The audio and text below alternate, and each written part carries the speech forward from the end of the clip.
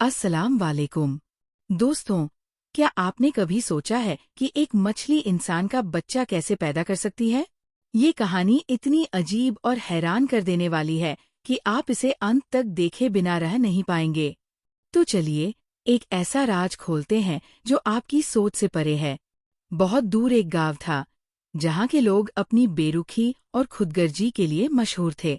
अल्लाह की दी हुई नेमतों से भरपूर जमीन और दौलत होने के बावजूद ये लोग हमेशा शिकायतें करते रहते थे। शुक्र अदा करना तो जैसे उन्हें आता ही नहीं था। इस गांव में एक नदी थी, जो अपनी रंग बिरंगी मछलियों के लिए जानी जाती थी। इन मछलियों को पकड़कर ये लोग बाजार में बेचते और अपना कारोबार चलाते थे। लेकिन क्या ये अल्लाह का शुक्र अदा करते? नहीं, ये तो खुद को ही इस सब का मालिक समझते थे। पर उस गांव में एक औरत थी, एक नेक और रहमदिल औरत। वो मुसलमान तो नहीं थी, लेकिन उसका दिल नरम था। वो अपने गांव वालों की घमंडी और बदसलूकी भरी हरकतों से तंग आ चुकी थी। उसकी सबसे बड़ी परेशानी ये थी कि शादी के कई साल बाद भी उसके यहाँ औलाद नहीं हुई। उसका शौहर उससे नफरत करता था और ताने देता था, तू मनहूस है, तुझसे मेरी जिंदगी में खुशियाँ कभी नहीं आ सकती। गांव के लोग भी उसे बांझ कहकर उसका मजाक उड़ाते। क्या औलाद का न होना उसकी गलती थी? वो रो रो कर अपनी मूर्ति के सामने दुआएं करती, लेकिन कोई जवाब नहीं मिलता। एक दिन, जब उसकी मायूसी हद से ज्यादा बढ़ गई, तभी उसके दरवाजे पर एक नूरानी चेहरे वाले बुजुर्ग आए। वो मुसाफिर लग रहे थे और उन्होंने खाने की मांग की। उस औरत ने जल्दी से रोटी और सालन लाकर उनके सामने रख दिया। उन्होंने बिस्मिल्लाह पढ़कर खाना खाया और अल्हम्दुलिल्लाह कहते हुए दुआ दी। सदा खुश रहो बेटी, तुम्हारे सारे गम खत्म होंगे। उसके दिल को जैसे पहली बार सुकून मिला। क्या वाकई उसकी परेशानियां खत्म हो सकती थी? क्या ये अल्लाह के किसी नेक बंदे का इशारा था? और फिर इस कहानी में जो हुआ, वो आपके होश उड़ा देगा। तो दोस्तों, इसे जरूर अंत तक देखिए। क्या वो औरत अपना गम भूल पाई? क्या उसकी दुआ कबूल हुई?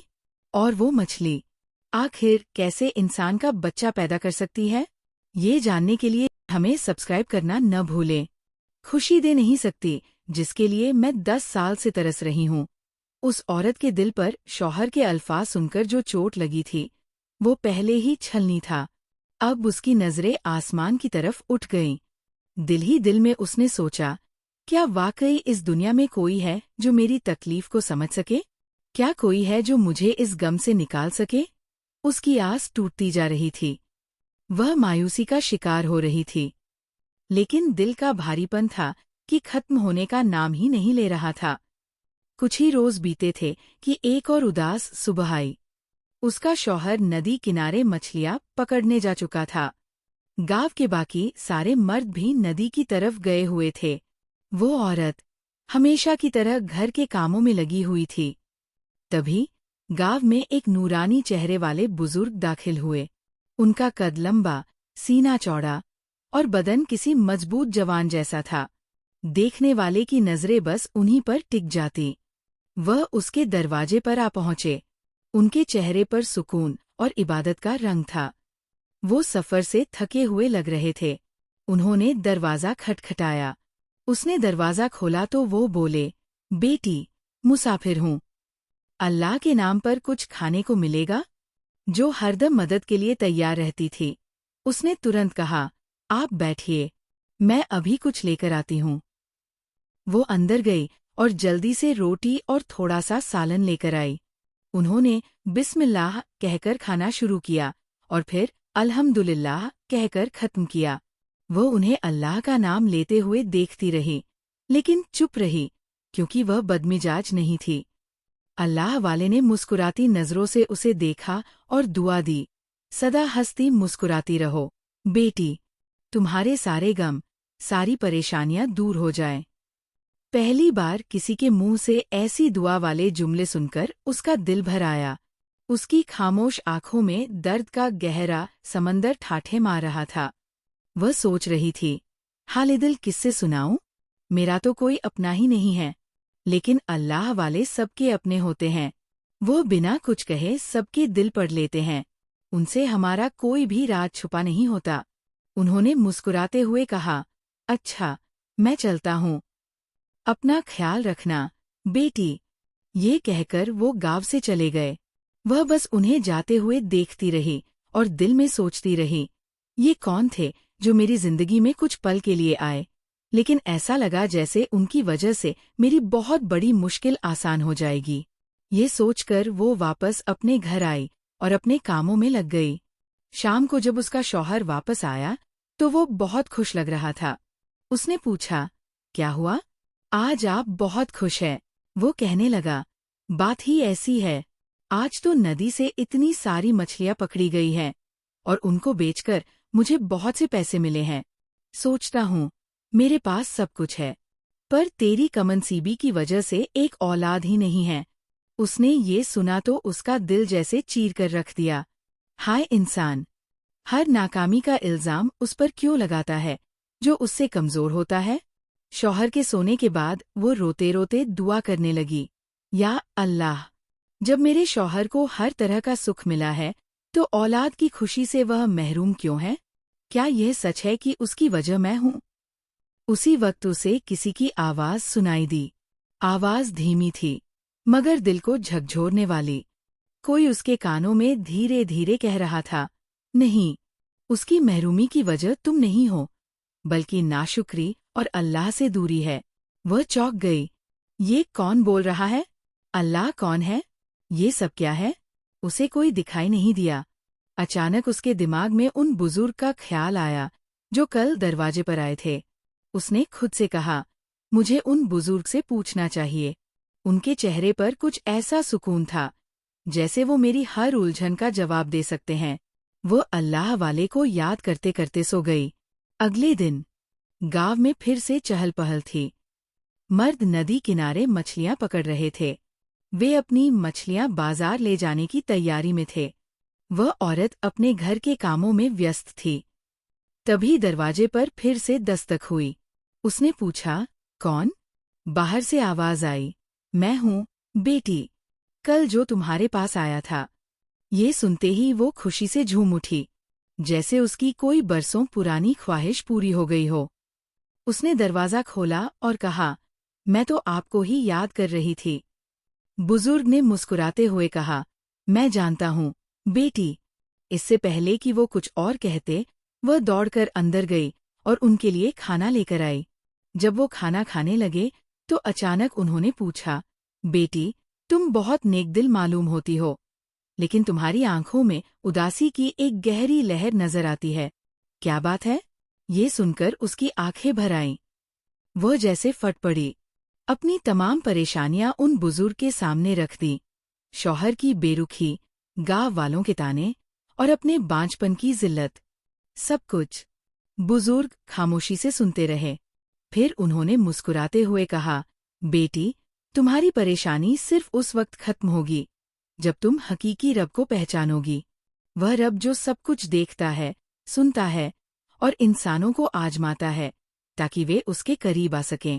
وہ حیران ہو کر پوچھنے لگی، آپ کس رب کی بات کر رہے ہیں؟ میں نے تو ہمیشہ اپنی مورتی کے آگے دعا کی، لیکن اس نے میری دعا کبھی قبول نہیں کی۔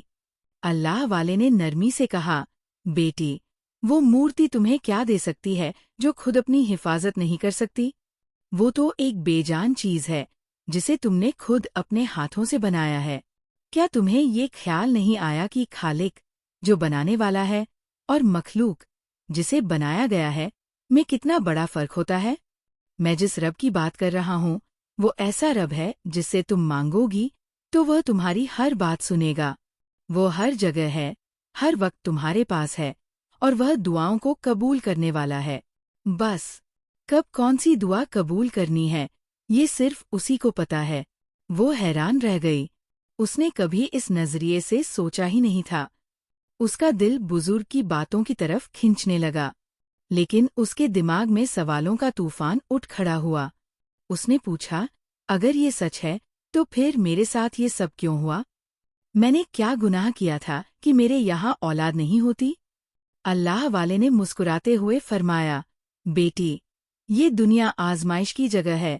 कभी कभी अल्लाह अपने बंदों को आजमाइश में डालकर उन्हें अपना महबूब बनाना चाहता है, लेकिन इसका मतलब ये नहीं कि तुम्हारी दुआ सुनी नहीं जाएगी। यकीन रखो, सब्र करो और उससे मांगो जो सब कुछ अदा करने पर कादिर है। उनके अल्फाज उसके दिल में उतर गए। बुजुर्ग ने खाने के बाद उसके लिए दुआ की। उनके शब्दों में अजीब सी ताकत थी। वह पूछ बैठी, आप किस मजहब से हैं? अल्लाह वाले ने फरमाया, मैं मुसलमान हूँ। उसके दिल में इस्लाम की मोहब्बत पैदा होने लगी। वह झिझकते हुए बोली, मैं कैसे आप जैसी बन सकती हूँ? यानी आपके मजहब में आ सकती हूँ? अल्लाह वाले ने मुस्कुराते हुए कहा, बहुत आसान है, तुम बस कलमा पढ़ लो और मुसलमान हो जाओगी। वह कहते रुकी और बोली, लेकिन मेरे गांव वाले तो मुझे इस जगह से निकाल देंगे। यहाँ कोई भी मुसलमान नहीं है और ये लोग बहुत जालिम हैं। किसी की जान लेने से भी पीछे नहीं हटते। अल्लाह वाले ने नरमी से कहा, तुम खामोशी से कलमा पढ़ लो और मुसलमान हो जाओ। किसी को ये बात मत बताना जब तक मैं ना कहूँ। वह तो बस चाहती थी कि उसकी जिंदगी बदल जाए और उसके दिल को सुकून मिले। उसने दिल से कहा, मुझे सब कुछ मंजूर है। अल्लाह वाले ने उसे कलमा पढ़ा दिया, ला इलाहा इल्लल्लाह मुहम्मदुर रसूलुल्लाह। जैसे ही उसने कलमा पढ़ा, उसे महसूस हुआ कि उसके चारों तरफ रोशनी ही रोशनी फैल गई है। उसका दिल हल्का हो गया। उसकी आंखों में सुकून की चमक आ गई। अल्लाह वाले ने अपने हाथ दुआ के लिए उठा दिए और फरमाया, ऐ अल्लाह, इस औरत को साबित कदम रखना, इसे अपने दीन पर पाबंद करना, इसका साथ देना। ऐ मालिक, ये तेरी तरफ आना चाहती है। इसके दिल को हिदायत का नूर और सच्चा रास्ता दिखा। इसकी परेशानियों को खत्म कर दे। जो बात इसके नसीब में है, उसे इसके लिए आसान बना दे। आमीन। उस औरत की आंखों से आंसू बह निकले, लेकिन इस बार ये आंसू गम के नहीं, सुकून और खुशी के थे। बुजुर्ग ने औरत से कहा, बेटी, तुम्हारे घर के पास जो नदी है, उसके किनारे मैं बैठूंगा। रात के वक्त वही इबादत करूंगा और दुआ करूंगा। तुम भी आ जाना मेरे साथ और उस रब को पुकारना जो सब कुछ देखता और सुनता है। याद रखना, तुम्हारी आजमाइश के पीछे एक हिकमत है, एक गहरा राज छुपा है। उसी वक्त वही चालाक औरत वहां आ धमकी। उसने तीखे लहजे में कहा, अरे, तुझे कोई और नहीं मिला? इस भिखारी से बातें कर रही हैं? औरत ने गुस्से में जवाब दिया, जबान संभालकर बात करो। ये भिखारी नहीं हैं, बहुत बड़े बुजुर्ग हैं। इनके लिए ऐसे लफ्ज़ इस्तेमाल मत करो। जितना मेरा मजाक उड़ाना है, उड़ा लो, लेकिन इनका अदब और एहतराम करो वरना बहुत बुरा होगा। वह शातिर औरत ठहाके लगाते हुए बोली, अच्छा, तू हमारा क्या बिगाड़ लेगी? अल्लाह वाले ने पलटकर उसकी तरफ देखा। उनकी नज़रों की गहराई ने उसे सन्न कर दिया। वह चुपचाप वहां से खिसक गई। बुजुर्ग नदी के पास चले गए, लेकिन उस चालाक औरत ने गांव में खबर फैला दी। एक बूढ़ा इस औरत से बातें कर रहा था। लगता है ये उसे अपने दिल का हाल बता रही है। गांव वालों के बीच ये खबर फैल गई, लेकिन किसी को नहीं पता था कि उस औरत ने कलमा पढ़ लिया है और मुसलमान हो चुकी है। उसने इस बात को राज रखा था, लेकिन वह चालाक औरत कानाफूसी करके झूठी बातें फैलाने लगी। ये बांझ औरत उस बूढ़े से बच्चा मांग रही है और वो कहता है कि तुम्हारे यहाँ औलाद होगी, जबकि बुजुर्ग ने ऐसा कुछ नहीं कहा था। उन्होंने तो सिर्फ ये कहा था, अल्लाह पर यकीन रखो, वह सब पर कादिर है।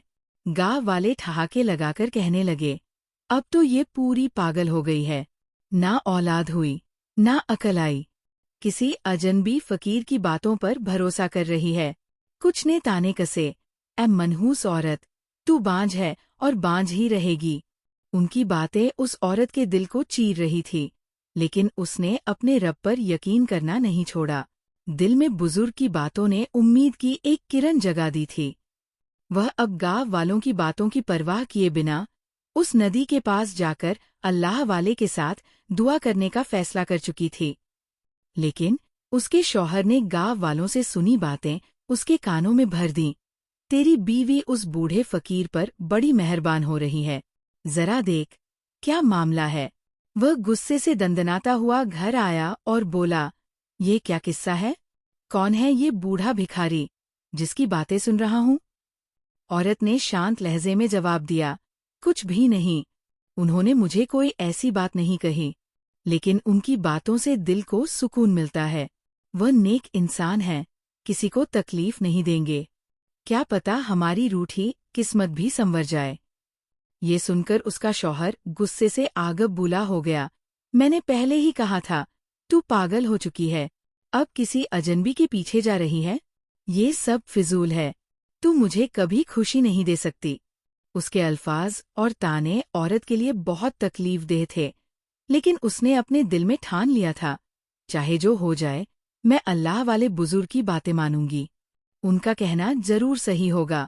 اس نے طے کر لیا کہ آج رات جب سب سو جائیں گے وہ ندی کے پاس جا کر ان کے ساتھ دعا کرے گی۔ اس رات جب سارا گاؤں سو گیا تو وہ چپکے سے ندی کنارے پہنچ گئی۔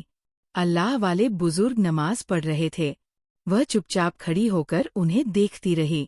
انہوں نے کہا تھا، جس طرح میں نماز پڑھوں اسی طرح تم بھی میرے پیچھے کھڑی ہو جانا اور مجھ سے کوئی بات مت کرنا۔ وہ ان کے پیچھے کھڑی ہو گئی، جب تک وہ کھڑے رہے وہ بھی کھڑی رہی۔ جب انہوں نے سجدہ کیا تو اس نے بھی سجدہ کیا، جب وہ دعا کرنے لگے تو اس نے بھی ہاتھ اٹھا لیے اور دعا مانگی۔ اللہ والے نے اس سے ایک شبد نہیں کہا۔ دعا کے بعد وہ چپ چاپ گھر لوٹ آئی۔ آج اسے ایسی سکون بھری نیند آئی جیسی اس نے کبھی محسوس نہیں کی تھی، ورنہ ہر رات وہ صرف رویا کرتی تھی۔ اس کا شوہر گہری نیند میں سویا ہوا تھا، اسے یہ بھی پتہ نہیں چلا کہ اس کی بیوی کب باہر گئی اور کب گھر لوٹی۔ اب یہ روز کا سلسلہ بن گیا، اللہ والے ہر رات نماز اور عبادت کے لیے ندی کے کنارے آتے اور وہ بانج عورت بھی چپ چاپ ان کے پیچھے کھڑی ہو جاتی۔ دن کے وقت کسی کو خبر نہیں ہوتی کہ اللہ والے کہاں جاتے تھے۔ کہتے ہیں کہ اللہ کے حکم سے وہ ایک ہی وقت میں کسی بھی جگہ آ جا سکتے تھے۔ گاؤں والے دن بھر اس ندی سے خوبصورت رنگ برنگی مچھلیاں پکڑا کرتے اور انہیں منہ مانگے داموں پر بیچتے۔ یہ مچھلیاں اتنی خاص تھی کہ ان کے جیسا کہیں اور ملنا مشکل تھا۔ انہی مچھلیوں کے کاروبار سے ان کی زندگی عیش میں کٹ رہی تھی۔ رات کے وقت جب گاؤں کے لوگ گہری نیند میں سو رہے ہوتے تو اللہ والے اس ندی کے کنارے عبادت کرتے۔ ان کے ساتھ اب وہ بانج عورت بھی ہوتی جو اپنے دکھوں کے پہاڑ تلے ٹوٹ چکی تھی۔ وہ ہاتھ پھیلائے اپنے رب سے رو رو کر دعائیں مانگتی۔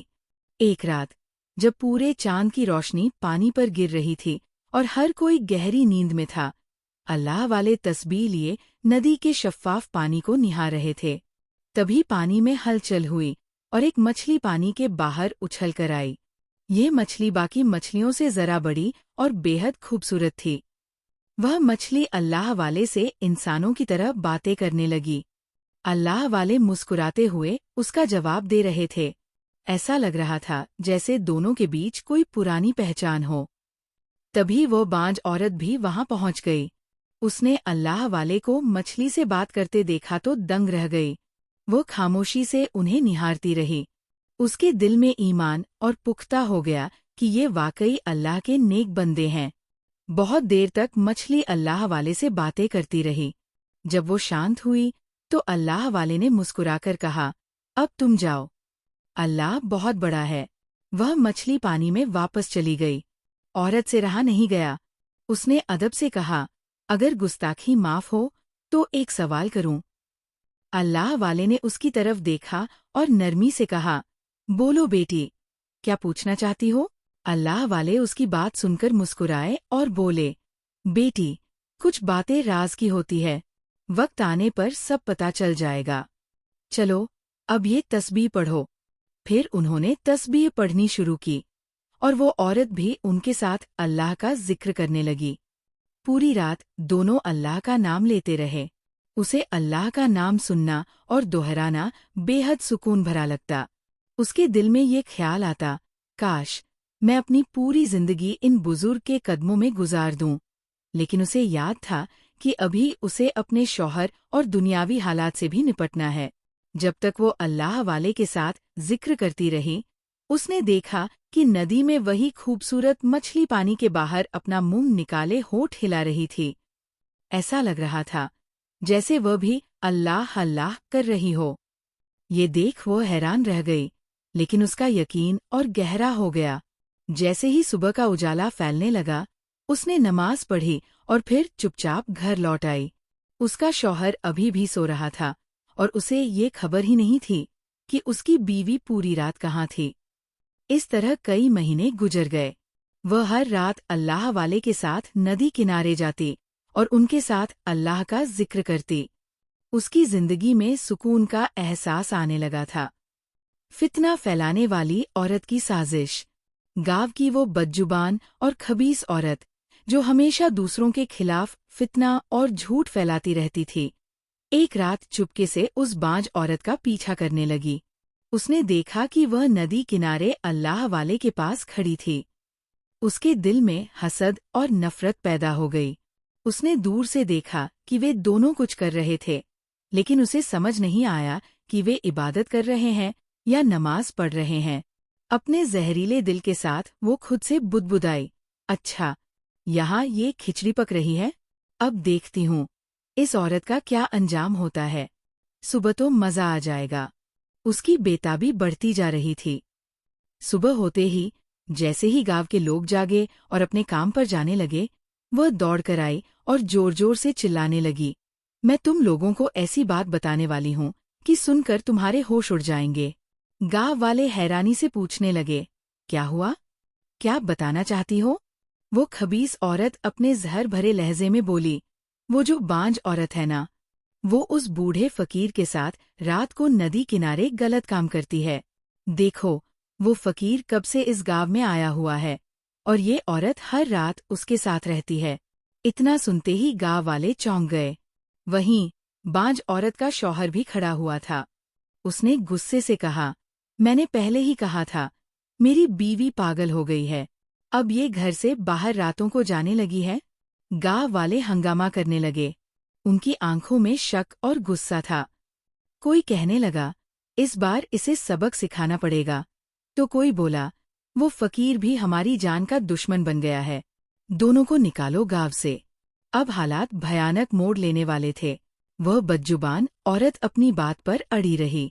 اس نے ہنستے ہوئے کہا، ارے، جب جاگو گے تب پتا چلے گا کہ تمہاری بیوی رات میں کہاں جاتی ہے۔ میں تو کہتی ہوں، بڑا ہی گہرا کھیل چل رہا ہے ان دونوں کے بیچ۔ گاؤں کا ایک آدمی بولا، وہ بوڑھا فقیر تو اتنا بزرگ ہے، ہم سے کیا لے سکتا ہے؟ یہ بات سمجھ سے پرے ہے۔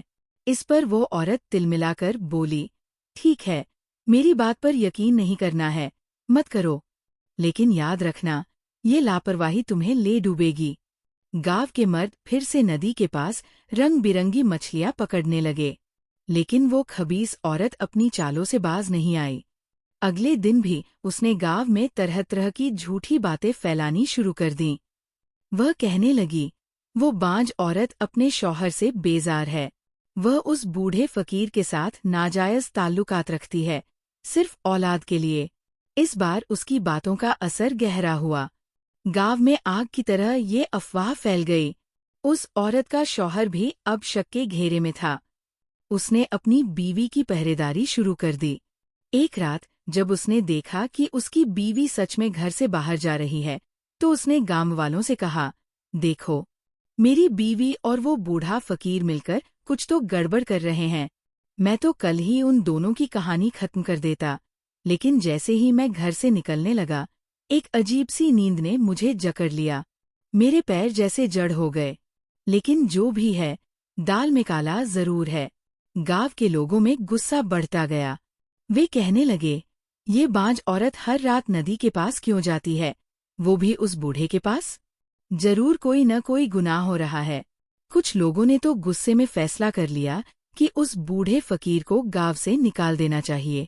لیکن حیرانی کی بات یہ تھی کہ جب بھی کوئی ان کے قریب جانے کی کوشش کرتا، ان کے دل میں عجیب سا خوف بیٹھ جاتا، جیسے کوئی اندیکھی طاقت انہیں روک رہی ہو۔ ان کے قدم بھاری ہو جاتے اور وہ آگے بڑھ ہی نہیں پاتے۔ ایک آدمی چیخ کر بولا، یہ بوڑھا کوئی عام آدمی نہیں، یہاں کچھ غیبی طاقتیں کام کر رہی ہیں، اس سے دور رہنا ہی صحیح ہے۔ لیکن گاؤں والے دھیرے دھیرے اور زیادہ بے چین اور اگر ہو رہے تھے۔ اگر کچھ نہیں کیا تو یہ دونوں گاؤں کی عزت مٹی میں ملا دیں گے۔ کوئی چلایا۔ فیصلہ تو لیا گیا تھا، لیکن ہر کوئی اس بوڑھے کے قریب جانے سے ڈرتا تھا۔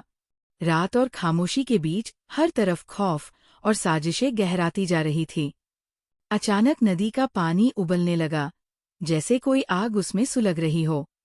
لوگ مچھلیاں پکڑنے میں مگن تھے، لیکن یہ دیکھ کر سب کے ہوش اڑ گئے۔ ایک مچھوارا چلایا، ارے یہ کیا ہو رہا ہے؟ پانی کا رنگ لال ہو گیا ہے۔ دوسرا بولا، ایسا تو پہلے کبھی نہیں دیکھا، یہ کوئی آسمان کا غصہ ہے یا اللہ کی کوئی نشانی؟ تبھی ندی سے ایک بھینکر آواز گونجی، جیسے گہرے سمندر کی لہریں آپس میں ٹکرا رہی ہوں۔ لوگ ڈر کے مارے پیچھے ہٹنے لگے۔ فتن عورت بھی وہی تھی۔ وہ اپنے ڈر کو چھپاتے ہوئے کہنے لگی، یہ سب اس بانج عورت اور اس بوڑھے کی وجہ سے ہو رہا ہے۔ اللہ ان کی سازشوں کا پردہ فاش کر رہا ہے۔ گاؤں والوں کے دلوں میں خوف اور شک گہرانے لگا۔ کسی نے کہا، ہمیں کچھ کرنا ہوگا، ورنہ یہ گاؤں تباہ ہو جائے گا۔ ادھر بانج عورت گھر میں بیٹھی اپنے رب سے دعا کر رہی تھی۔ اس نے اپنی آزمائش کو صبر سے قبول کیا تھا۔ وہ جانتی تھی کہ اللہ ہر چیز کا گواہ ہے اور اس کے ہر دکھ کا حساب ہے۔ اس نے نم آنکھوں سے کہا، یا اللہ، اگر میں گنہگار ہوں تو مجھے معاف کر دے، لیکن مجھے یہ یقین ہے کہ تیری رحمت ہر مشکل کو آسان کر دے گی۔ اگلے دن فتن عورت نے گاؤں کے لوگوں کو پھر اکٹھا کیا۔ اس نے کہا، دیکھو، یہ سب اس بوڑھے فقیر کے جانے کے بعد ہو رہا ہے۔ جب تک وہ یہاں تھا، یہ گاؤں سلامت تھا۔ اب اس بانج عورت کی حرکتوں کی وجہ سے اللہ ناراض ہو گیا ہے۔ ہمیں اسے گاؤں سے نکالنا ہوگا۔ لوگ اس کے بہکاوے میں آ گئے اور بانج عورت کے گھر کی طرف بڑھے۔ وہ چلا رہے تھے، اسے باہر نکالو، یہ ہماری بربادی کی جڑ ہے۔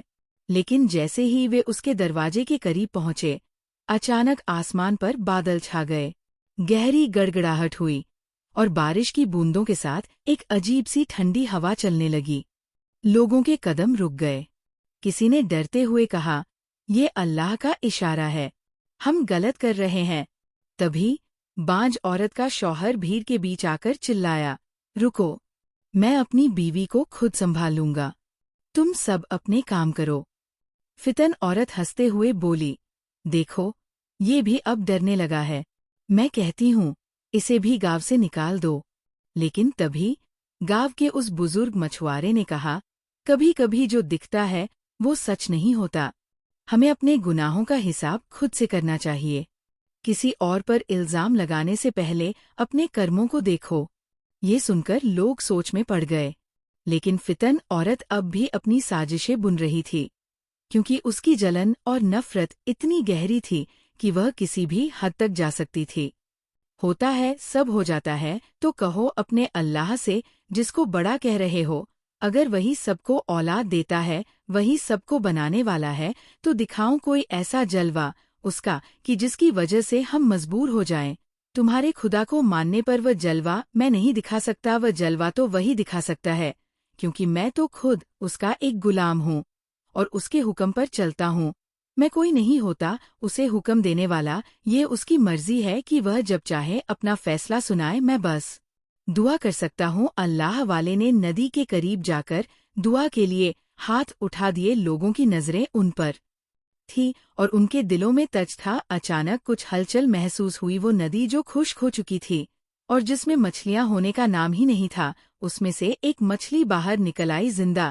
یہ وہی مچھلی تھی جو اللہ والے سے باتیں کیا کرتی تھی، اور جب آپ ذکر کرتے وہ آپ کے ساتھ لب ہلاتی، وہ اس وقت بھی ہونٹ ہلا رہی تھی۔ سب تو دیکھ رہے تھے پانی کے بغیر ایک مچھلی کیسے زندہ ہے، جبکہ کوئی مچھلی وہاں پر تھی ہی نہیں۔ یہ کہاں سے آئی؟ اللہ والے نے اس کی طرف توجہ کی۔ آپ سے وہ کچھ کہہ رہی تھی۔ اس نے کہا، آپ نے سمجھ لیا۔